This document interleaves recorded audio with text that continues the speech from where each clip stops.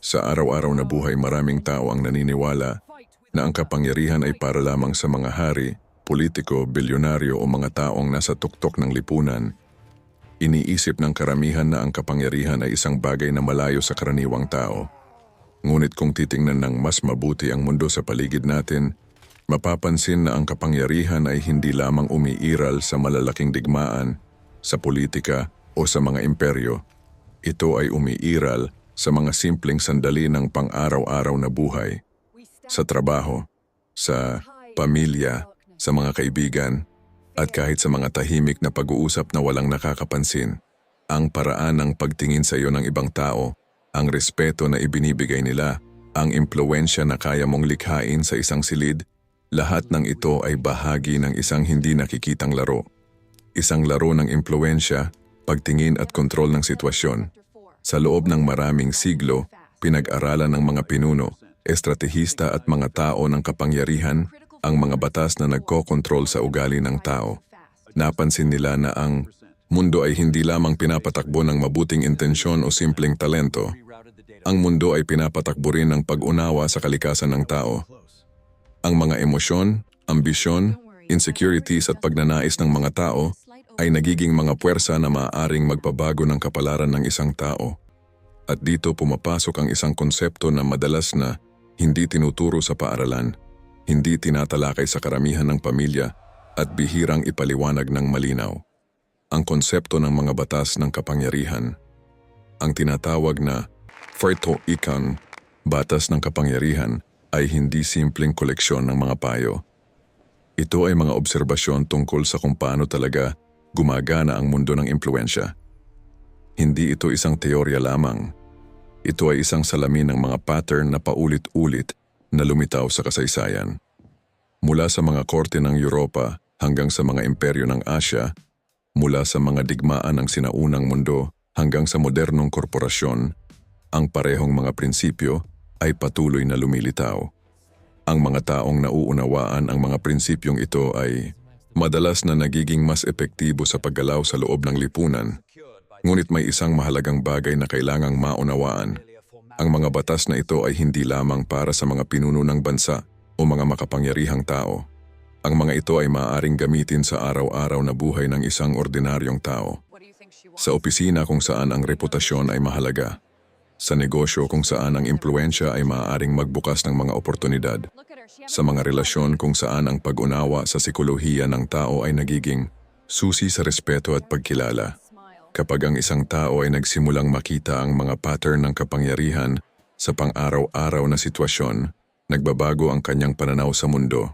Isipin ang isang simpleng eksena sa isang opisina. Dalawang tao ang may parehong talento at parehong karanasan. Ngunit ang isa ay palaging napapansin ng mga leader, habang ang isa ay tila nananatiling hindi nakikita. Sa unang tingin, maaaring isipin na ito ay dahil lamang sa swerte o personalidad. Ngunit kung susuriin ng mas malalim, madalas na may mga mas tahimik na mekanismo na gumagana sa likod ng eksena. Ang paraan ng pagsasalita, ang timing ng paglabas ng mga ideya, ang kakayahang magbasa ng emosyon ng ibang tao. Ang mga maliliit na detalyeng ito ay nagiging bahagi ng laro ng impluwensya. Sa kasaysayan, maraming mga tao ang naging matagumpay hindi lamang dahil sa kanilang lakas o talento, kundi dahil sa kanilang kakayahang maunawaan ang sikolohiya ng tao. Ang mga hari sa sinaunang Europa ay hindi lamang gumagamit ng hukbo upang mapanatili ang kapangyarihan. Gumagamit sila ng simbolo, imahe at reputasyon upang kontrolin ang paraan ng pagtingin sa kanila ng iba. Ang mga strategist sa sinaunang China ay nag-aaral ng ugali ng kanilang kalaban bago pa man magsimula ang labanan. At sa modernong mundo, ang mga lider ng malalaking kumpanya ay madalas na gumagamit ng parehong prinsipyo ng impluwensya upang pamahalaan ang mga organisasyon. Kapag sinimulan ng isang tao na pag-aralan ang mga batas ng kapangyarihan, isang mahalagang pagbabago ang nangyayari. Unti-unti niyang nakikita na ang maraming sitwasyon sa buhay ay hindi lamang tungkol sa kung ano ang sinasabi ng mga tao, kundi kung ano ang hindi nila sinasabi. Ang mga kilos, mga signal at mga emosyon ay nagiging mas malinaw. Ang isang simpleng pag-uusap ay maaaring maglaman ng mga layer ng kahulugan. Ang isang tahimik na reaksyon mula sa isang tao ay maaaring magpahiwatig ng mas malalim na emosyon. Gayunpaman, mahalagang tandaan na ang kaalaman tungkol sa kapangyarihan ay hindi nangangahulugang agresyon o manipulasyon sa bawat sitwasyon. Sa maraming pagkakataon, ang tunay na halaga ng kaalamang ito ay ang kakayahang protektahan ng sarili. Ang mundo ay puno ng mga tao na sinasadya o hindi sinasadyang gumagamit ng impluensya upang makuha ang kanilang nais. Ang isang taong walang kamalayan sa mga mekanismong ito ay madalas na nagiging madaling target ng presyon, manipulasyon o pagmamaliit. Sa kabilang banda, ang isang taong nauunawa ng mga dinamika ng kapangyarihan ay nagiging mas maingat, mas obserbador at mas strategic sa kanyang mga kilos. Hindi siya agad nagre-react sa emosyon. Mas pinipili niyang pag-aralan ang sitwasyon. Nakikita niya kung sino ang tunay na may impluensya sa isang grupo. Nakikita niya kung kailan dapat magsalita at kung kailan mas makapangyarihan ang katahimikan. Unti-unti, ang kanyang presensya ay nagiging mas matatag.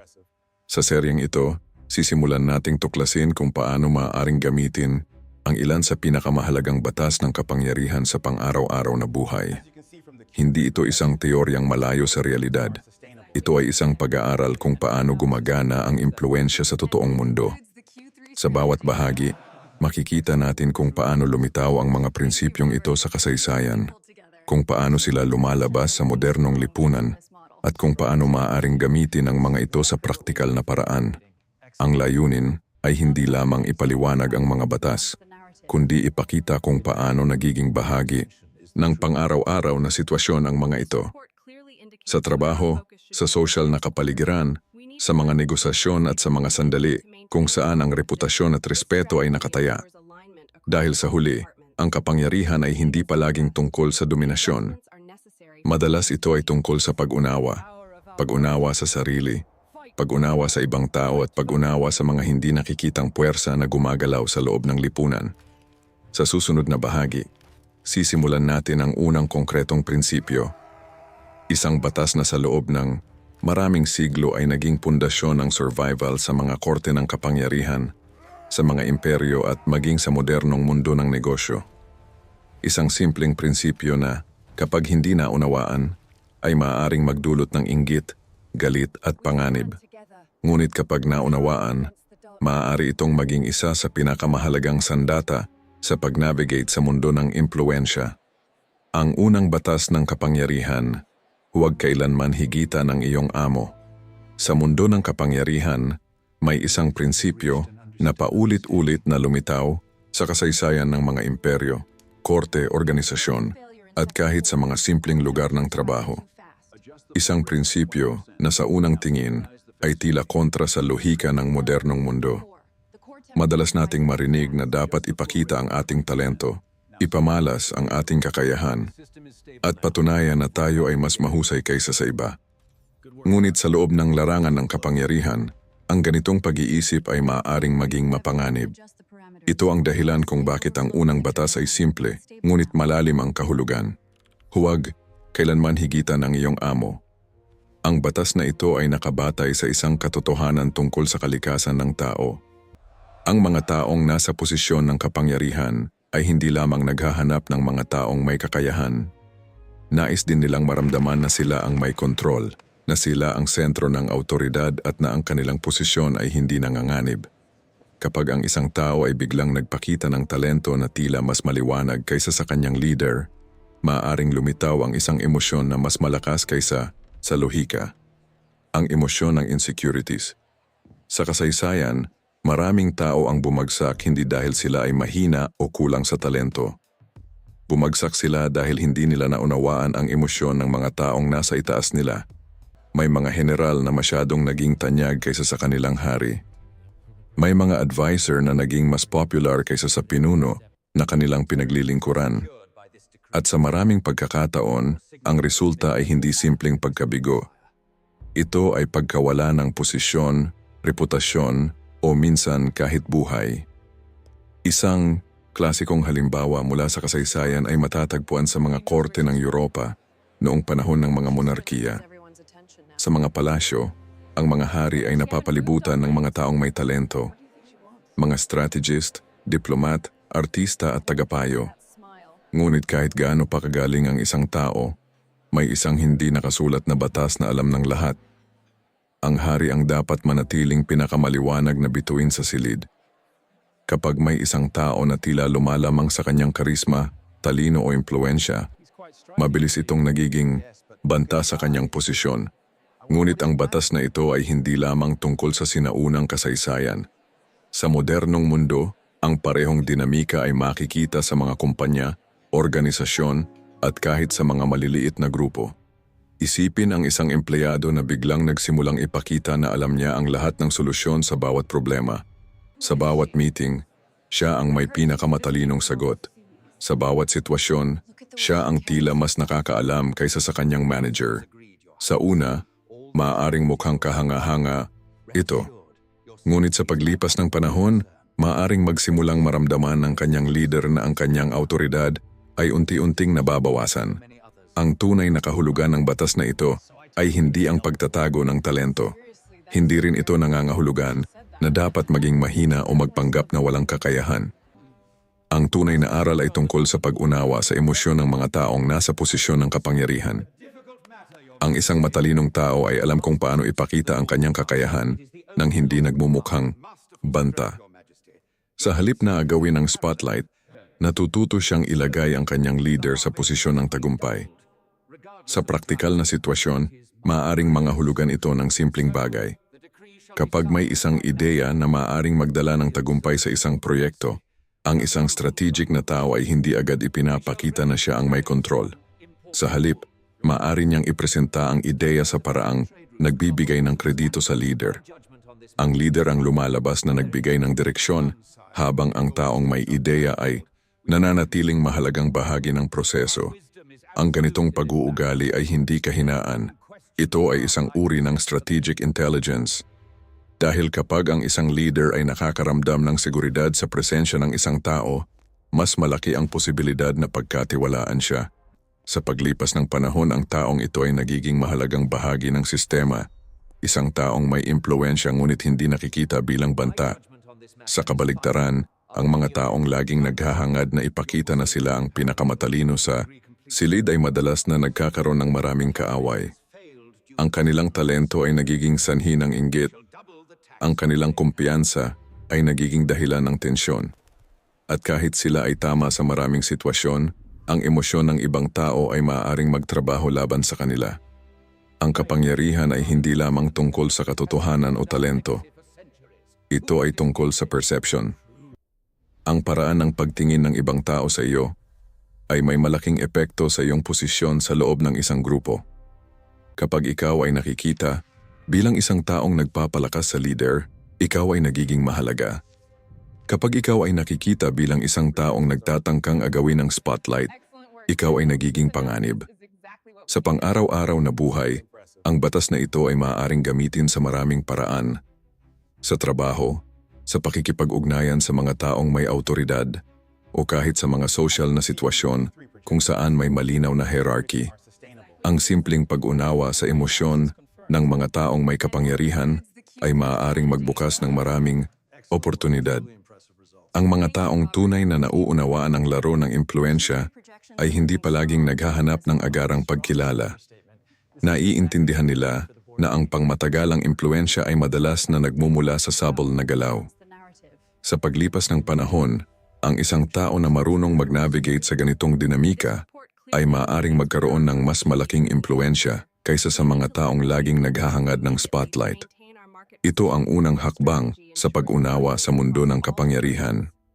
Ang kakayahang makita ang emosyon na gumagalaw sa likod ng mga posisyon ng autoridad.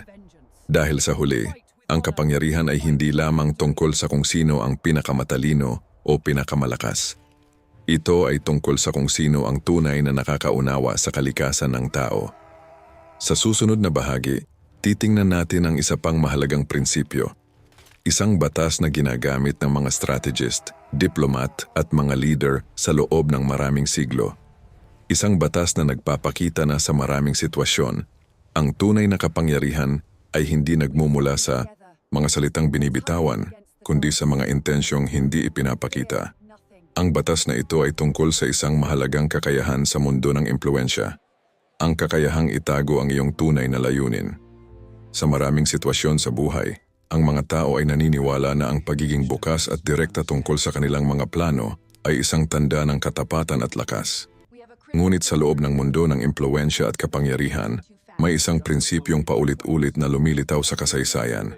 Isang prinsipyo na ginagamit ng mga strategist, diplomat at mga leader sa loob ng maraming siglo. Ito ang ikatlong batas ng kapangyarihan. Itago ang iyong mga intensyon. Ang prinsipyong ito ay nakabatay sa isang simpleng obserbasyon tungkol sa kalikasan ng tao. Kapag alam ng ibang tao ang iyong eksaktong plano, nagkakaroon sila ng kakayahang maghanda laban dito. Maaari nilang kontrahin ang iyong galaw, pigilan ang iyong pag-unlad, o gamitin ang impormasyon laban sa iyo. Ngunit kapag ang iyong layunin ay hindi malinaw, ang mga tao ay napipilitang manghula. At sa sandaling nagsimula silang manghula, nawawala ang kanilang kontrol sa sitwasyon. Sa kasaysayan, maraming matagumpay na strategist ang gumamit ng prinsipyong ito upang makamit ang kanilang mga layunin. Sa sinaunang Tsina, ang mga general ay madalas na gumagamit ng panlilinlang upang lituhin ang kanilang kalaban. Ang mga hukbo ay nagkukunwaring umatras upang painin ang kalaban sa bitag.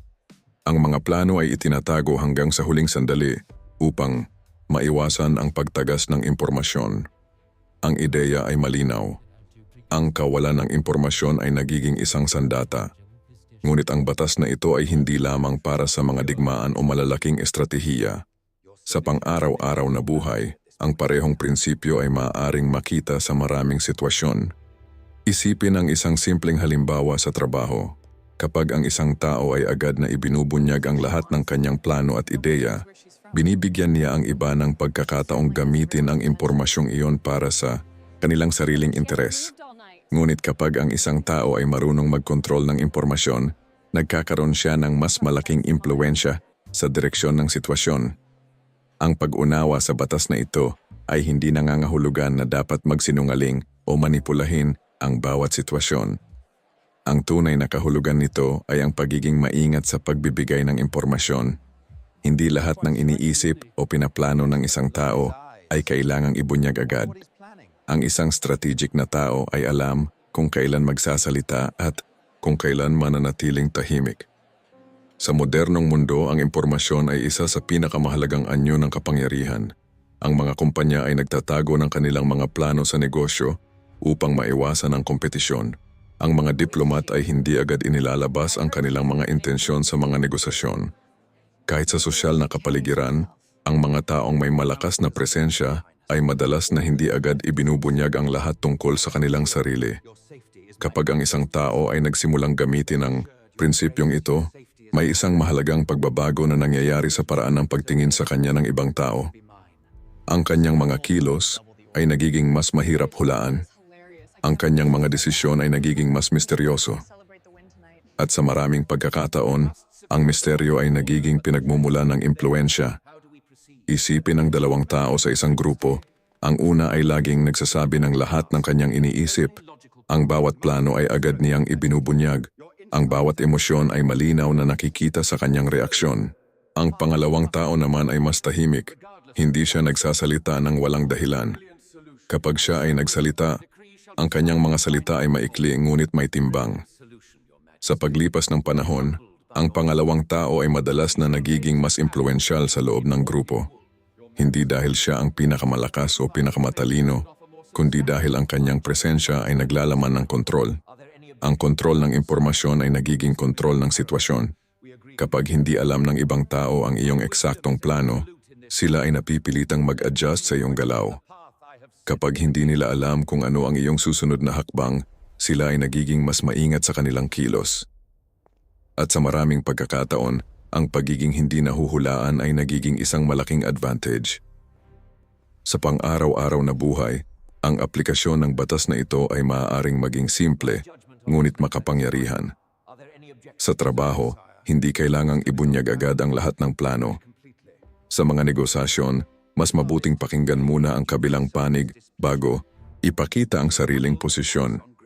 Sa social na sitwasyon, ang kakayahang magkontrol ng impormasyon tungkol sa sarili ay maaaring lumikha ng mas malakas na presensya.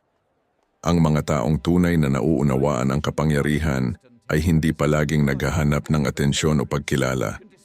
Sa maraming pagkakataon, ang kanilang lakas ay nagmumula sa kanilang kakayahang obserbahan ang sitwasyon bago kumilos. Nakikita nila ang emosyon ng ibang tao, sinusuri nila ang dinamika ng grupo, at pinipili nila ang tamang sandali upang ipakita ang kanilang intensyon. Ang misteryo ay isang puwersa na matagal nang ginagamit sa kasaysayan ng impluwensya. Ang mga leader na may kontrol sa kanilang imahe ay madalas na nagiging mas kahanga-hanga sa mata ng iba. Kapag ang isang tao ay hindi madaling basahin, mas nagiging interesado ang iba sa kanyang mga kilos. Ang kanyang presensya ay nagiging mas makapangyarihan kahit hindi siya nagsasalita ng marami. Sa huli, ang batas na ito ay nagtuturo ng isang mahalagang aral tungkol sa paggalaw sa loob ng lipunan. Ang kapangyarihan ay hindi lamang tungkol sa lakas o talino. Madalas, ito ay tungkol sa kontrol. Kontrol ng emosyon, kontrol ng timing, at higit sa lahat, kontrol ng impormasyon. Sa susunod na bahagi, titingnan natin ang isa pang mahalagang prinsipyo ng impluwensya. Isang batas na nagpapakita na sa mundo ng kapangyarihan, ang visibility ay maaaring maging isang napakalakas na sandata. Dahil sa maraming sitwasyon, ang mga taong hindi napapansin ay madaling makalimutan. Ngunit ang mga taong marunong kontrolin ang atensyon ng iba ay madalas na nagiging sentro ng impluwensya. Ang susunod na batas ay tungkol sa isang mahalagang prinsipyo ng presensya, ang batas ng pagiging sentro ng atensyon. Sa mundo ng impluwensya at kapangyarihan, may isang prinsipyo na madalas na hindi napapansin ng maraming tao. Maraming naniniwala na sapat na ang pagiging mahusay sa ginagawa upang makamit ang respeto at pagkilala. Ngunit sa realidad ng lipunan, ang talento na hindi nakikita ay madalas na nawawala sa anino. Ito ang dahilan kung bakit ang ikaapat na bahagi ng ating paglalakbay sa mga batas ng kapangyarihan ay nakatuon sa isang mahalagang prinsipyo. Ang kakayahang kontrolin ang atensyon ng ibang tao. Ang batas yais ng kapangyarihan ay nagsasabi ng isang malinaw na ideya. Gawing sentro ng atensyon ang iyong sarili. Sa unang tingin, maaaring mukhang ito ay tungkol sa paghahanap ng papuri o paghabol sa spotlight. Ngunit sa mas malalim na pagtingin, ang batas na ito ay hindi tungkol sa kayabangan. Ito ay tungkol sa visibility. Dahil sa mundo ng impluwensya, ang mga taong hindi napapansin ay bihirang magkaroon ng impluwensya. Sa kasaysayan, maraming pinuno ang nakaunawa sa kapangyarihan ng imahe at atensyon. Ang mga emperador, hari at lider ay madalas na gumagamit ng simbolo, seremonya at grandeng presensya upang ipakita ang kanilang autoridad. Ang kanilang layunin ay hindi lamang pamahalaan ng mga tao, kundi kontrolin ang paraan ng pagtingin sa kanila ng lipunan. Ang kanilang presensya ay nagiging isang mensahe, isang paalala kung sino ang may kapangyarihan. Isang halimbawa nito ay makikita sa mga korte ng mga monarkiya sa Europa. Ang mga hari ay nagsusuot ng marangyang kasuotan, nag-oorganisa ng malalaking seremonya, at nagpapakita ng simbolo ng kanilang kapangyarihan sa bawat pagkakataon. Hindi ito simpleng dekorasyon. Ito ay isang paraan upang mapanatili ang kanilang presensya sa isip ng mga tao. Kapag ang isang leader ay palaging nakikita at pinag-uusapan, mas nagiging matibay ang kanyang autoridad. Ngunit ang prinsipyong ito ay hindi lamang para sa mga emperador o pinuno ng bansa. Sa modernong mundo, ang kakayahang makuha ang atensyon ng ibang tao ay isa sa pinakamahalagang elemento ng impluwensya. Sa trabaho, sa negosyo, sa social na kapaligiran, at kahit sa digital na mundo, ang visibility ay nagiging isang uri ng kapangyarihan. Isipin ang isang sitwasyon sa loob ng isang organisasyon. May dalawang tao na parehong mahusay sa kanilang trabaho. Ang una ay tahimik at bihirang magsalita sa mga meeting. Ginagawa niya ang kanyang trabaho ng mahusay ngunit halos walang nakakapansin sa kanyang kontribusyon. Ang pangalawa naman ay marunong ipakita ang kanyang mga ideya sa tamang sandali. Kapag may presentasyon, malinaw siyang magsalita. Kapag may proyekto, alam niya kung paano ipakita ang resulta ng kanyang trabaho. Sa paglipas ng panahon, ang pangalawang tao ay mas madaling makilala bilang mahalagang bahagi ng organisasyon. Ang batas na ito ay nagpapakita ng isang mahalagang katotohanan. Ang perception ay may malaking epekto sa impluwensya. Ang paraan ng pagtingin ng ibang tao sa iyong presensya ay maaaring magbukas ng oportunidad o magdulot ng paglimot. Ang isang tao na marunong magpakita ng kanyang kakayahan sa tamang paraan ay nagiging mas visible sa loob ng isang grupo. Gayunpaman, mahalagang maunawaan na ang paghahanap ng atensyon ay hindi dapat maging desperado o walang direksyon. Ang tunay na impluwensya ay nagmumula sa strategic na paggamit ng visibility. Ang isang tao na laging naghahanap ng spotlight ng walang dahilan ay maaaring mawalan ng kredibilidad. Ngunit ang isang tao na marunong pumili ng tamang sandali upang ipakita ang kanyang presensya ay nagiging mas kapansin-pansin. Sa pang-araw-araw na buhay, ang aplikasyon ng prinsipyong ito ay maaaring maging simple ngunit makapangyarihan. Sa trabaho, ang malinaw na presentasyon ng ideya ay maaaring magbigay ng mas malaking epekto kaysa sa tahimik na kontribusyon na walang nakakaalam. Sa mga social na sitwasyon, ang kakayahang magsalita ng may kumpiyansa ay maaaring magbago ng paraan ng pagtingin ng ibang tao sa iyo. Sa digital na mundo, ang mga taong marunong magbahagi ng kanilang kaalaman at ideya ay madalas na nagiging mas impluwensyal. Ang visibility ay hindi lamang tungkol sa pagiging nakikita. Ito ay tungkol sa paglikha ng presensya. Ang presensya ay ang kakayahang mag-iwan ng impresyon sa isip ng ibang tao. Kapag ang isang tao ay may malakas na presensya, ang kanyang mga salita ay mas pinapakinggan. Ang kanyang mga ideya ay mas pinapansin. At ang kanyang presensya sa isang grupo ay nagiging mahalaga. Sa kasaysayan, ang mga taong nakakaunawa sa kapangyarihan ng presensya ay madalas na nagiging mga leader ng kanilang panahon.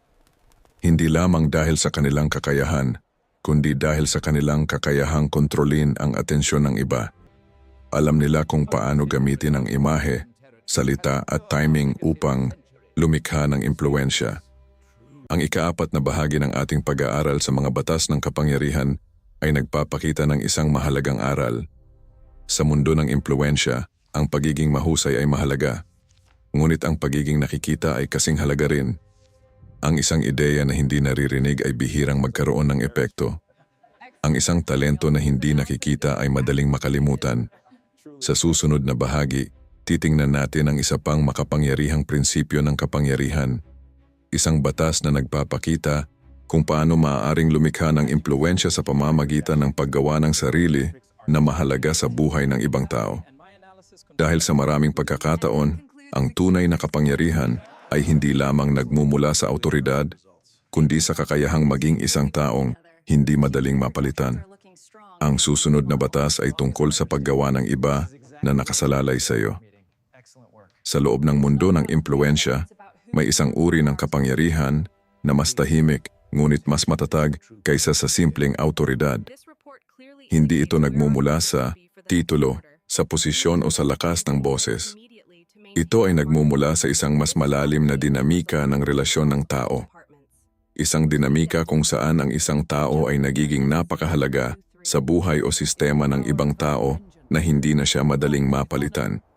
Ito ang prinsipyo ng ikalimang bahagi ng ating pag-aaral sa mga batas ng kapangyarihan. Ang Batas 11, gawing nakasalalay sa iyo ang ibang tao. Sa unang tingin, maaaring mukhang kakaiba ang ideyang ito. Madalas nating marinig na ang tunay na kalayaan ay nagmumula sa pagiging independent. Ngunit sa larangan ng impluwensya, may isa pang katotohanan na madalas na lumilitaw. Ang mga taong may pinakamatatag na posisyon ay hindi lamang malakas o matalino. Sila ay mahalaga sa sistema kung saan sila nabibilang. Ang kanilang presensya ay nagiging bahagi ng mekanismo ng tagumpay ng iba. Sa kasaysayan, maraming tao ang nakamit ang matibay na impluwensya hindi dahil sila ang nasa tuktok ng kapangyarihan, kundi dahil sila ang naging pundasyon ng isang sistema. Isang halimbawa nito ay makikita sa mga korte ng sinaunang Europa.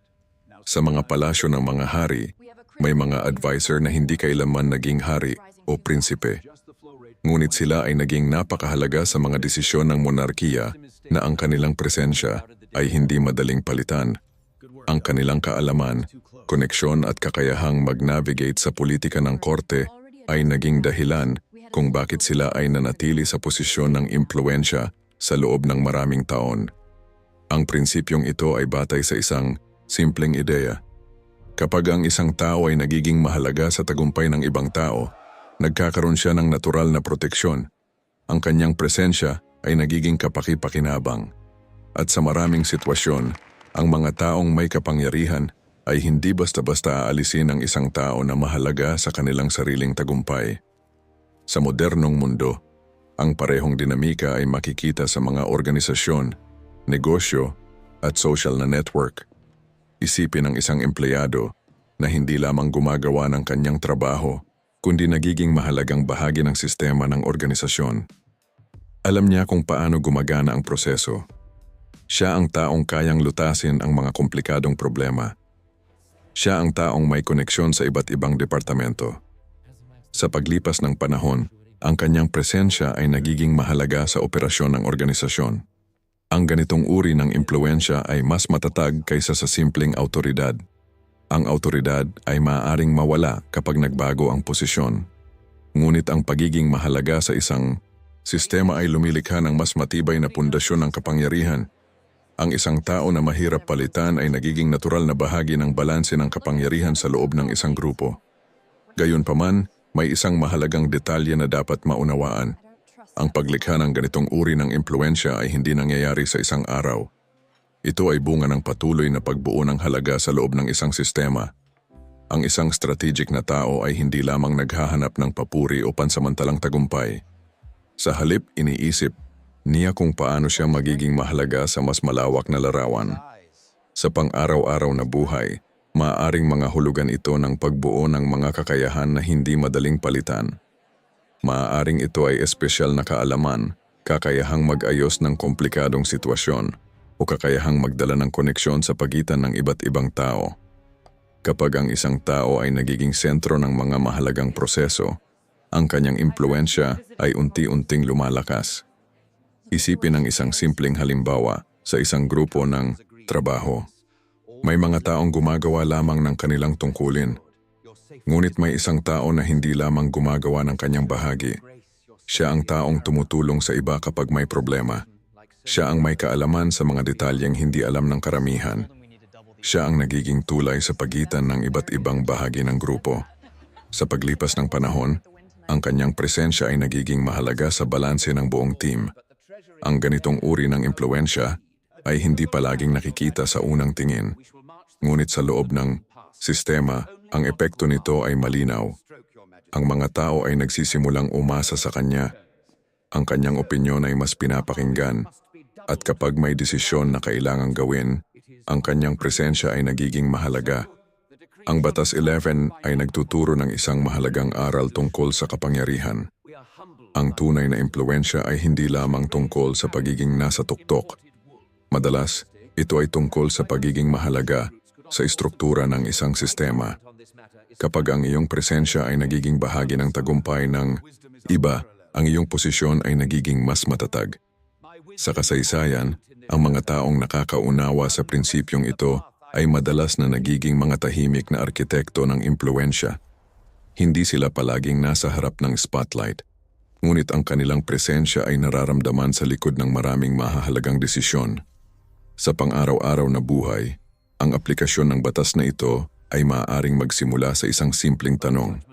Paano magiging mahalaga ang iyong presensya sa sistema kung saan ka nabibilang? Paano ka magiging isang taong mahirap palitan? Paano ka magiging isang taong hinahanap kapag may problema?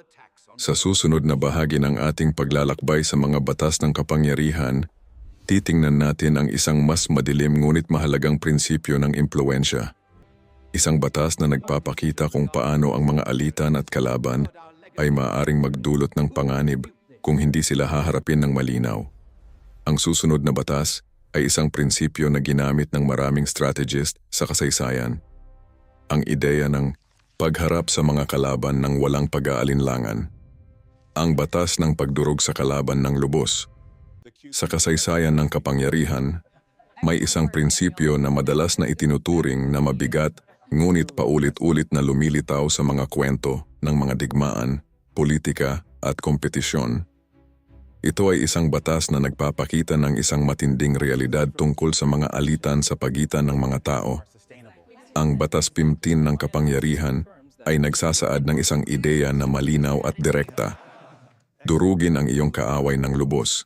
Sa unang tingin, maaaring mukhang ito ay isang prinsipyo na para lamang sa mga digmaan o sa mga malalaking tunggalian ng kapangyarihan.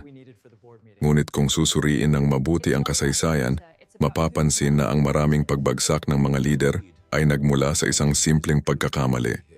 Ang pag-iwan ng kalaban na may sapat na lakas upang bumangon muli. Sa sinaunang mundo, ang mga emperador at general ay matagal nang nauunawaan ang panganib ng kalahating tagumpay. Kapag ang isang kalaban ay natalo ngunit hindi ganap na nawala ang kanyang impluensya, may posibilidad na siya ay bumalik na mas determinado at mas maingat. Ang mga sugatang ambisyon ay madalas na nagiging mas mapanganib kaysa sa isang bukas na kaaway. Isang malinaw na halimbawa nito ay makikita sa kasaysayan ng mga digmaan sa Europa. Sa maraming pagkakataon, ang mga pinuno na nagpakita ng sobrang awa sa kanilang mga kalaban ay nakakita ng parehong mga kaaway na bumabalik makalipas ang ilang taon upang muling hamunin ang kanilang kapangyarihan. Ang dahilan ay simple. Ang mga taong nawalan ng kapangyarihan ay bihirang makalimot. Ang kanilang memorya ng pagkatalo ay nagiging gasolina ng paghihiganti. Ngunit ang tunay na kahulugan ng batas na ito ay hindi lamang tungkol sa pisikal na digmaan o literal na pagdurog sa kalaban. Ito ay tungkol sa pag-unawa sa dinamika ng alitan. Kapag ang isang problema o banta ay hindi tinutugunan ng malinaw, ito ay may posibilidad na bumalik sa mas komplikadong anyo. Sa modernong mundo, ang prinsipyong ito ay maaring makita sa iba't ibang sitwasyon. Sa negosyo, ang mga kumpanyang hindi seryosong tinutugunan ng kompetisyon ay maaring makita ang kanilang sarili na nawawala sa merkado.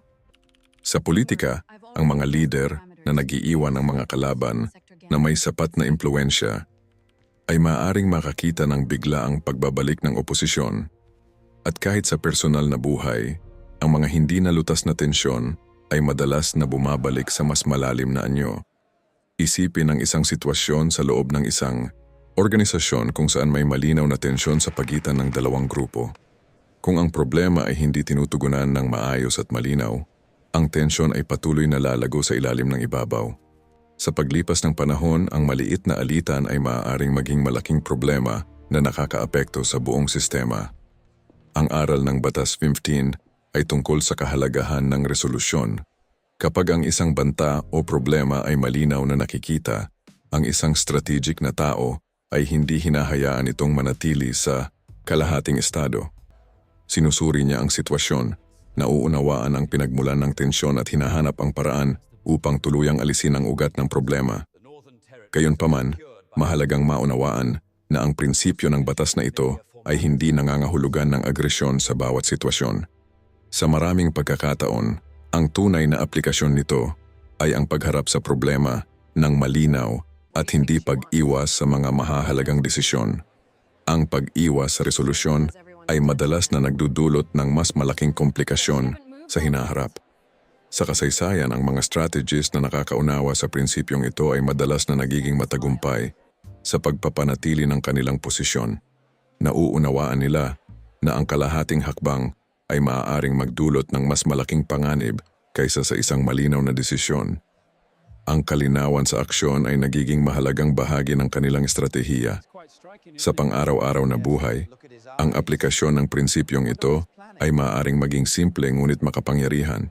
Kapag may problema sa loob ng isang sistema, ang pag-unawa sa ugat nito ay mahalaga.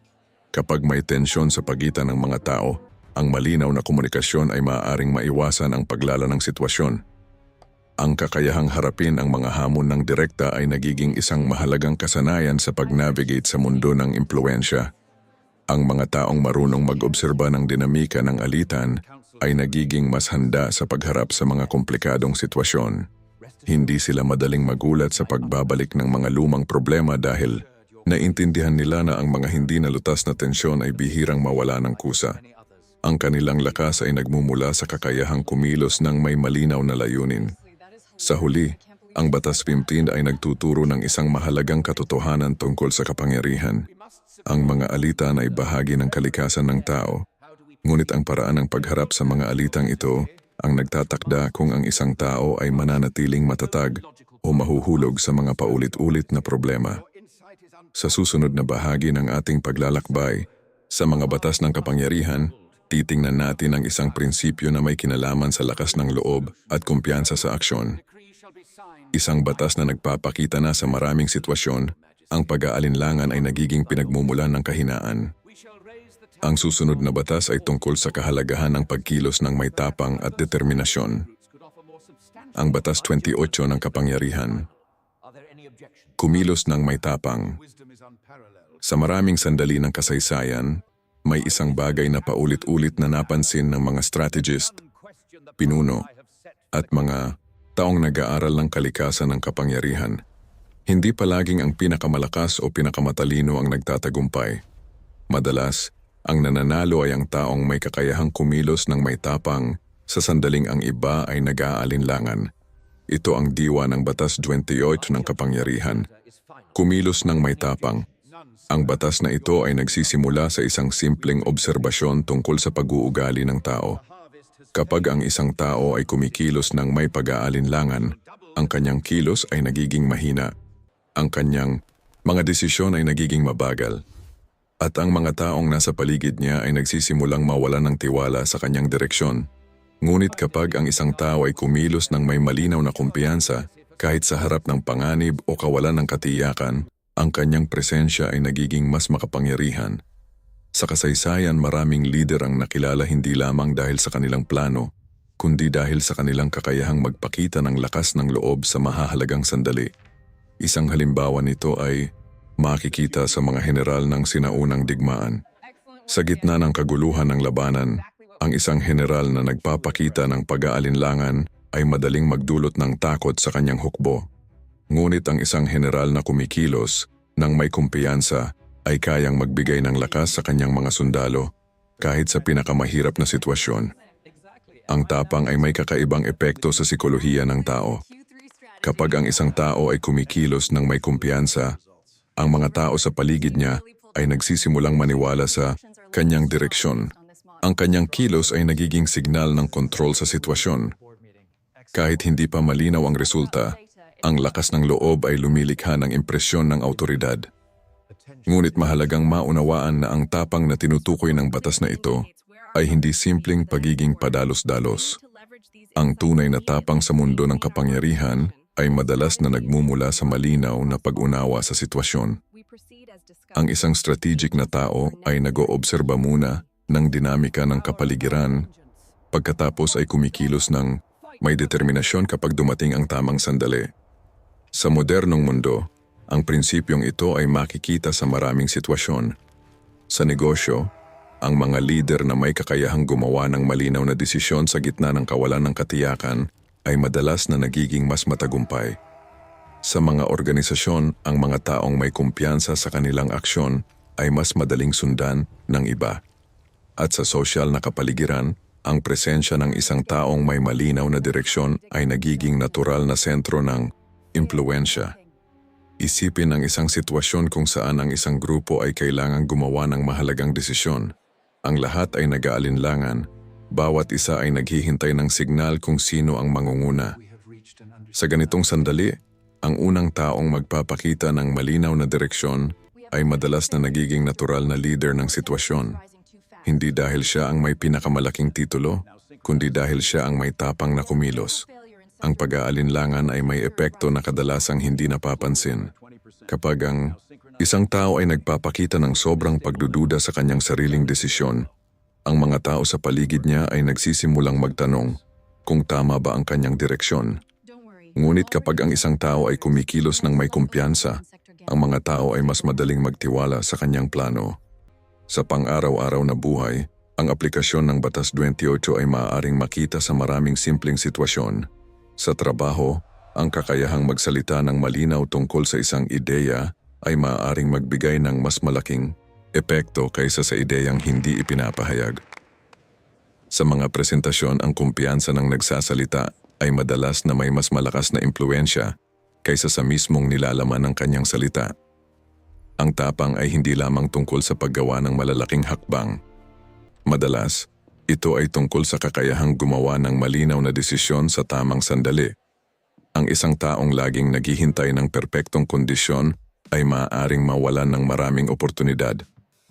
Ngunit ang isang taong marunong kumilos kahit sa gitna ng kawalan ng katiyakan ay madalas na nakakauna sa laro ng impluensya. Sa kasaysayan, ang mga taong nakakaunawa sa prinsipyong ito ay madalas na nagiging mga arkitekto ng pagbabago. Ang kanilang lakas ay hindi lamang nagmumula sa kanilang plano, kundi sa kanilang kakayahang kumilos ng may determinasyon. Ang kanilang presensya ay nagiging signal ng direksyon para sa mga taong nasa paligid nila. Ang ikapitong bahagi ng ating pag-aaral sa mga batas ng kapangyarihan ay nagpapakita ng isang mahalagang aral tungkol sa impluensya. Ang mundo ay puno ng mga taong nag-iisip, nagbabalak at nag-aalinlangan. Ngunit ang mga taong kumikilos ng may tapang ay madalas na nagiging mga taong nagbabago ng direksyon ng sitwasyon. Sa susunod na bahagi ng ating paglalakbay, titingnan natin ang isa pang mahalagang prinsipyo ng impluensya, isang batas na nagpapakita na ang bawat tao ay may isang lugar ng kahinaan na maaaring makaapekto sa kanyang desisyon. Ang kakayahang makita ang kahinaang ito ay naging isa sa pinakamahalagang kasanayan ng mga strategists sa kasaysayan. Ang susunod na batas ay tungkol sa pag-unawa sa sikolohiya ng tao. Ang Batas 33 ng kapangyarihan. Tuklasin ang kahinaan ng ibang tao. Sa bawat relasyon ng tao, may isang katotohanan na matagal nang napansin ng mga strategist, pinuno at mga taong nag-aaral ng sikolohiya ng impluensya. Walang tao ang ganap na walang kahinaan. Kahit ang mga taong tila matatag, matalino o makapangyarihan ay may mga emosyon, pagnanasa at insecurities na maaaring makaapekto sa kanilang mga desisyon. Ito ang pundasyon ng Batas 33 ng kapangyarihan. Tuklasin ang kahinaan ng ibang tao. Ang batas na ito ay hindi tungkol sa simpleng pagmamasid sa mga kilos ng iba. Ito ay tungkol sa mas malalim na pag-unawa sa sikolohiya ng tao. Ang bawat individual ay may sariling motibasyon, sariling takot, at sariling ambisyon. Kapag ang isang tao ay natutong makita ang mga elementong ito, nagkakaroon siya ng mas malinaw na larawan kung paano gumagalaw ang ibang tao sa loob ng isang sitwasyon.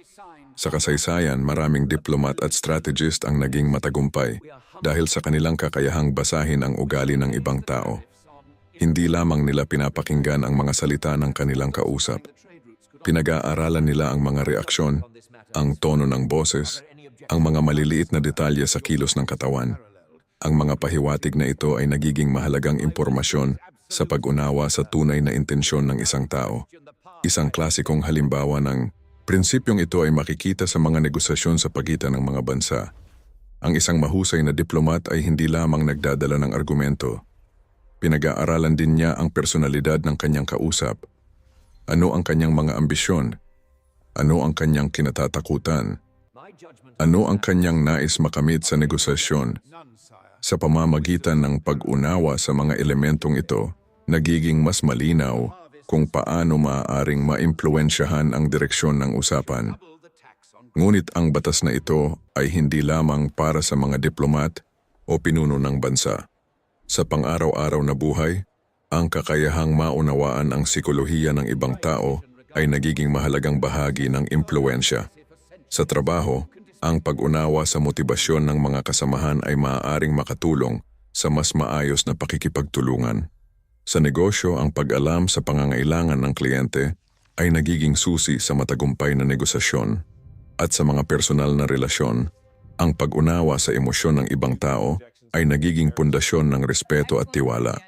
Isipin ang isang simpleng sitwasyon sa loob ng isang organisasyon. May dalawang tao na parehong may kakayahang makipag-usap sa kanilang manager tungkol sa isang bagong ideya.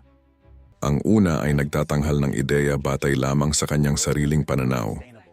Ang pangalawa naman ay naglaan ng oras upang unawain kung ano ang mahalaga sa kanyang manager. Ano ang kanyang mga layunin para sa team? Ano ang mga bagay na nagbibigay sa kanya ng kumpiyansa sa isang proyekto? Kapag ang ideya ay ipinakita sa paraang tumutugma sa mga layunin ng manager, mas malaki ang posibilidad na ito ay tanggapin. Ang kakayahang makita ang kahinaan ng ibang tao ay hindi nangangahulugan ng pagsasamantala. Sa maraming pagkakataon, ito ay tungkol sa pag-unawa sa mga puwersang gumagalaw sa loob ng desisyon ng tao. Kapag ang isang tao ay nauunawaan ng emosyon at motibasyon ng iba, nagiging mas malinaw kung paano makipag-ugnayan sa kanila sa mas epektibong paraan. Sa sikolohiya ng impluwensya, may ilang karaniwang uri ng kahinaan na madalas na lumilitaw. May mga taong may malakas na pangangailangan para sa pagkilala. May mga taong pinapagana ng ambisyon para sa tagumpay. May mga taong madaling maapektuhan ng takot sa pagkabigo o pagkawala ng reputasyon. Ang mga emosyon na ito ay nagiging mahalagang bahagi ng kanilang pagdedesisyon. Kapag ang isang tao ay natutong obserbahan ang mga pattern na ito, ang kanyang pag-unawa sa mga relasyon ng tao ay nagiging mas malalim. Ang bawat reaksyon ay nagiging pahiwatig. Ang bawat desisyon ay nagiging bahagi ng mas malaking larawan ng motibasyon. Unti-unting nagiging malinaw kung bakit ang mga tao ay kumikilos sa paraang ginagawa nila. Sa pang-araw-araw na buhay, ang kakayahang ito ay maaaring magsimula sa simpleng pagmamasid. Paano tumugon ang isang tao sa papuri? Paano siya nagre-react sa kritisismo? Ano ang mga bagay na nagbibigay sa kanya ng kumpiyansa o pag-aalala? Ang mga detalyeng ito ay nagiging mahalagang bahagi ng pag-unawa sa kanyang karakter. Ang mga taong tunay na nauunawaan ang dinamika ng impluwensya ay madalas na mas mahusay sa pakikipag-ugnayan sa iba't ibang uri ng personalidad. Hindi nila tinitingnan ang lahat ng tao sa parehong paraan. Sa halip, ina-adjust nila ang kanilang approach batay sa sikolohiya ng kanilang kausap. Ang kakayahang ito ay nagiging isang mahalagang kasanayan sa mundo ng kapangyarihan. Sa kasaysayan, ang mga lider na may malalim na pag-unawa sa kalikasan ng tao ay madalas na nagiging mas matagumpay sa pamumuno. Alam nila kung paano hikayatin ang kanilang mga tagasunod. Alam nila kung paano magbigay ng inspirasyon sa kanilang hukbo. At alam nila kung paano makipag-ugnayan sa kanilang mga kaaway. Ang ikawalong bahagi ng ating pag-aaral sa mga batas ng kapangyarihan ay nagpapakita ng isang mahalagang aral. Ang kapangyarihan ay hindi lamang tungkol sa lakas o awtoridad. Madalas, ito ay tungkol sa pag-unawa sa sikolohiya ng tao. Kapag ang isang tao ay marunong magbasa ng motibasyon at emosyon ng iba, nagkakaroon siya ng mas malinaw na kontrol sa direksyon ng isang sitwasyon. Sa susunod na bahagi ng ating paglalakbay sa mga batas ng kapangyarihan, titingnan natin ang isa pang prinsipyo na may kinalaman sa halaga at perception.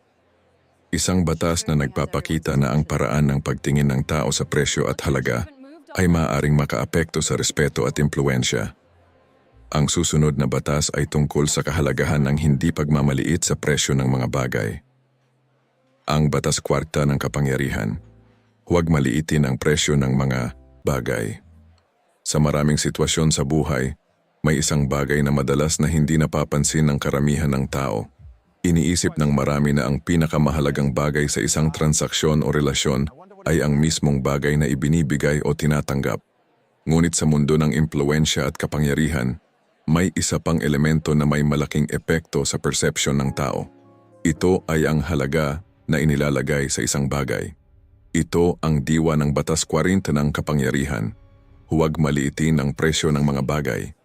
Ang prinsipyong ito ay nakabatay sa isang simpleng katotohanan ng sikolohiya ng tao. Ang mga tao ay madalas na nag-uugnay ng halaga sa presyo. Kapag ang isang bagay ay ibinigay ng libre o napakababa ng presyo, may posibilidad na ito ay tingnan bilang hindi gaanong mahalaga. Ngunit kapag ang isang bagay ay may malinaw na halaga, ang perception ng tao tungkol dito ay nagiging mas mataas. Sa kasaysayan, maraming leader at strategist ang nakakaunawa sa prinsipyong ito. Alam nila na ang paraan ng pagpapakita ng halaga ay may malaking epekto sa respeto na ibinibigay ng iba. Ang mga hari at emperador ay bihirang ipakita ang kanilang sarili bilang mga taong madaling lapitan o madaling makuha. Ang kanilang presensya ay sinamahan ng simbolo ng karangyaan at distansya. Ang layunin ay hindi lamang ipakita ang kayamanan, kundi lumikha ng impresyon ng halaga. Isang halimbawa nito ay makikita sa mga korte ng sinaunang Europa. Ang paglapit sa isang hari ay hindi simpleng bagay. May mga ritual, seremonya at proseso na kailangang sundin. Ang bawat hakbang ay nagpapahiwatig na ang presensya ng hari ay mahalaga. Ang distansyang ito ay nagdaragdag sa persepsyon ng kanyang kapangyarihan. Sa modernong mundo, ang parehong prinsipyo ay makikita sa maraming aspeto ng lipunan. Sa negosyo, ang mga brand na may malinaw na halaga at reputasyon ay madalas na mas pinahahalagahan ng mga customer. Sa trabaho, ang mga taong marunong magbigay ng halaga sa kanilang kakayahan ay mas madaling respetuhin. At sa social na kapaligiran, ang paraan ng pagpresenta ng sarili ay maaaring makaapekto sa perception ng iba. Isipin ang isang simpleng halimbawa sa loob ng isang organisasyon. May dalawang tao na parehong may kakayahan sa isang partikular na gawain. Ang una ay laging handang gawin ang trabaho ng walang malinaw na limitasyon.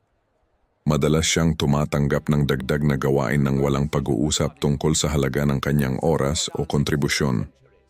Ang pangalawang tao naman ay malinaw sa kanyang boundaries. Ipinapakita niya ang kanyang kakayahan, ngunit ipinapakita rin niya na ang kanyang oras at talento ay may halaga. Sa paglipas ng panahon, ang persepsyon ng ibang tao sa dalawang individual ay maaaring magbago. Ang unang tao ay maaaring tingnan bilang isang taong laging available, ngunit hindi gaanong pinahahalagahan. Ang pangalawang tao naman ay maaaring makita bilang isang taong may malinaw na halaga sa loob ng organisasyon. Ang Batas 40 ay hindi tungkol sa pagiging materialistiko o pagtuon lamang sa pera. Ito ay tungkol sa pag-unawa sa sikolohiya ng perception, ang paraan ng pagpapakita ng halaga sa sarili at sa mga bagay na iyong ginagawa ay maaaring makaapekto sa paraan ng pagtingin ng iba sa iyo.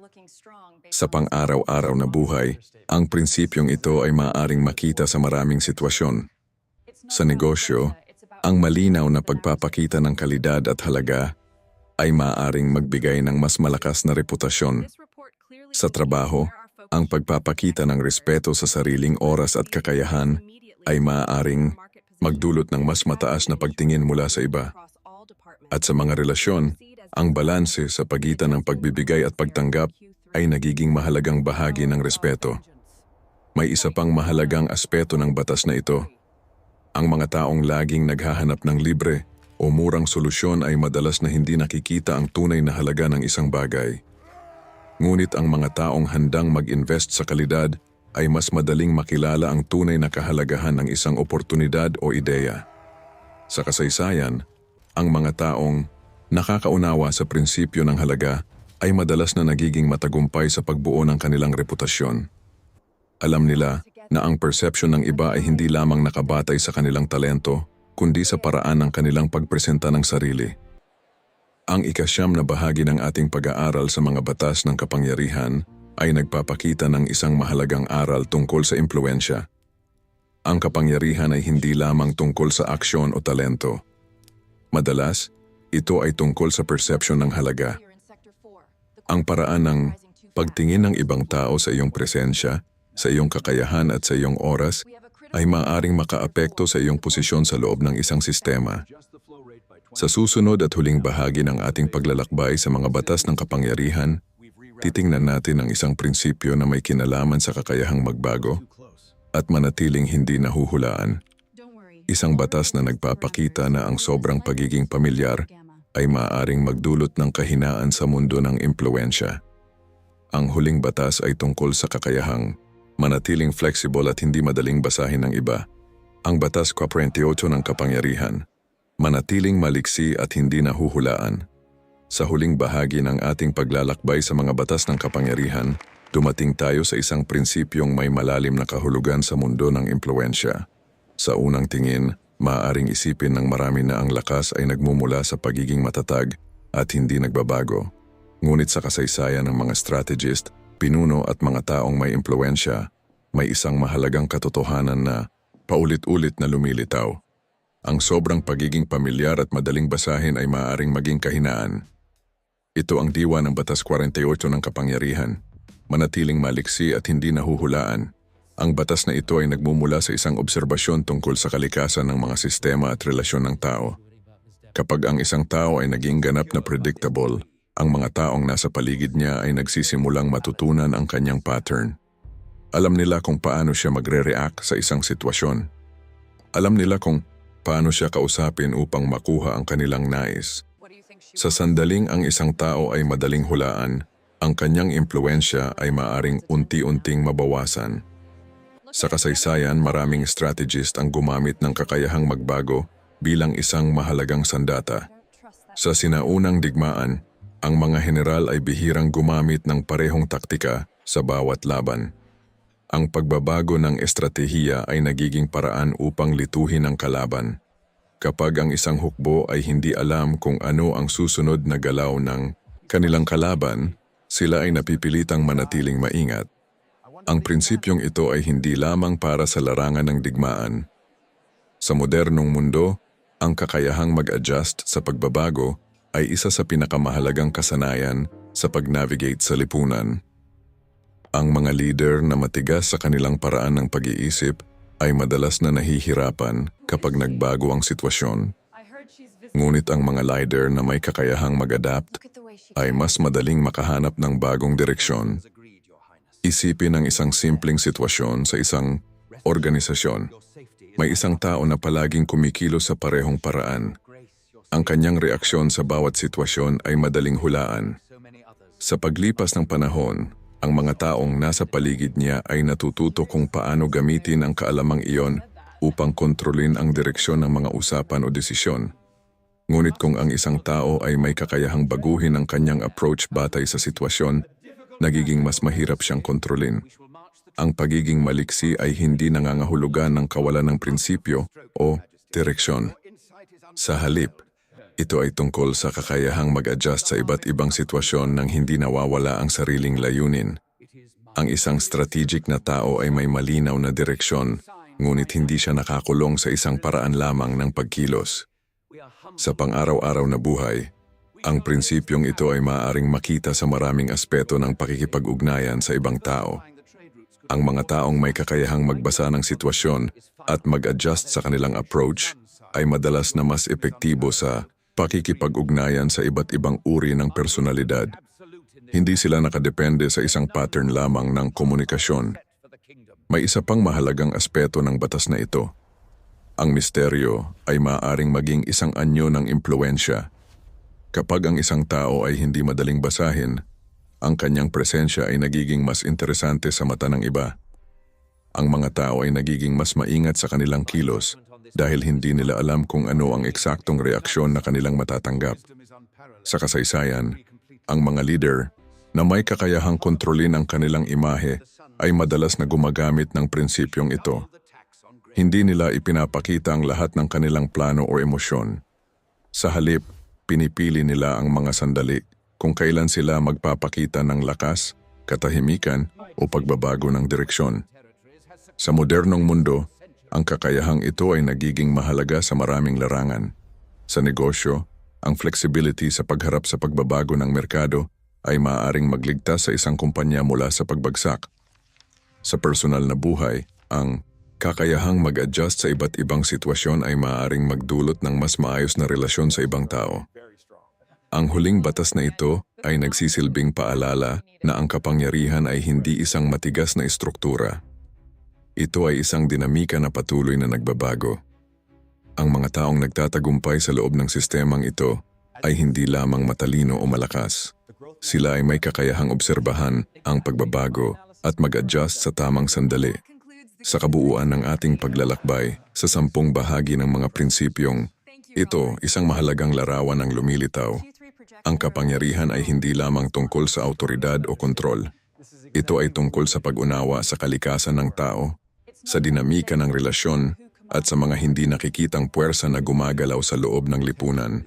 Ang mga batas na ito ay hindi simpleng mga utos. Ito ay mga obserbasyon mula sa kasaysayan at sikolohiya ng tao. Kapag ang isang tao ay nagsimulang makita ang mga pattern na ito sa pang-araw-araw na buhay, nagbabago ang kanyang pananaw sa mundo. Ang mga simpleng sitwasyon ay nagiging mas malinaw. Ang mga kilos ng ibang tao ay nagiging mas madaling maunawaan. Sa huli, ang tunay na halaga ng kaalamang ito ay hindi lamang sa paggamit nito sa impluwensya. Ito rin ay sa kakayahang protektahan ang sarili sa loob ng isang mundo na puno ng iba't ibang interes, ambisyon at emosyon. Ang pag-unawa sa mga batas ng kapangyarihan ay nagiging isang paraan upang makita ang mas malalim na galaw ng lipunan. At sa sandaling ang isang tao ay nagsimulang makita ang mga pattern na ito, ang mundo ay hindi na muling magiging pareho.